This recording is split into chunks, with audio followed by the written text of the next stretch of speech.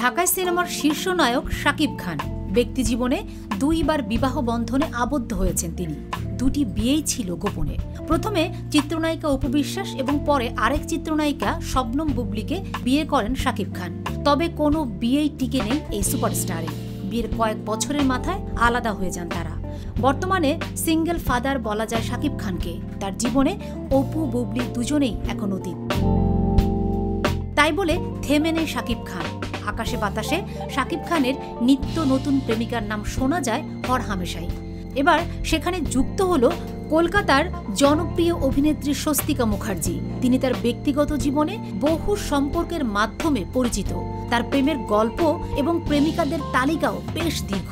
যদিও ব্যক্তিগত জীবন নিয়ে বারবারই খোলামেলা ছিলেন মাস্তান খ্যাত এই অভিনেত্রী, তবে এবার তিনি নিজেই তার প্রেমিকের নাম প্রকাশ করলেন। একটি সংবাদ মাধ্যমকে দেয়া সাক্ষাৎকারে স্বস্তিকা জানান, অনেকে ভাবেন তিনি হয়তো 400টি প্রেম করেছেন, কিন্তু বাস্তবতা ভিন্ন। তার জীবনে মাত্র 6বার প্রেম এসেছে।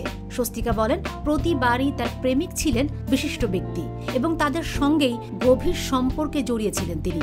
স্বস্তিকার মতে প্রেম কোনো পরিকল্পনা করে হয় না, এটা হুট করেই ঘটে যায়। তবে মজার বিষয় হলো দুই দেশের এই দুই জনপ্রিয় নায়ক নায়িকার প্রেমিক এবং প্রেমিকার লিস্ট এতই বড় যে তারা কখন কার সাথে ডেট করছেন সেটাই বোঝা অনেক সময় দায় হয়ে যায়। তবে দুই বাংলার এই নায়ক এবং নায়িকার মধ্যেও যে কিছু চলছে তারই গুঞ্জন এখন চলছে এখানে ওখানে। 2009 সালে স্বস্তিকা বাংলাদেশের এফআই মানিক পরিচালিত সবার উপরে তুমি সিনেমায় অভিনয় করেছেন, আর সেখানে তার নায়ক হিসেবে দেখা গেছে বাংলাদেশের সুপারস্টার শাকিব খানকে। আর সেই সিনেমার অভিনয়ের মধ্য দিয়েই তাদের প্রেমের গুঞ্জন আরও জোরালো হয়।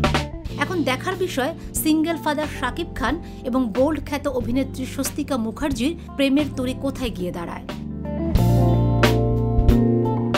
Fatema Shilu, GTV news.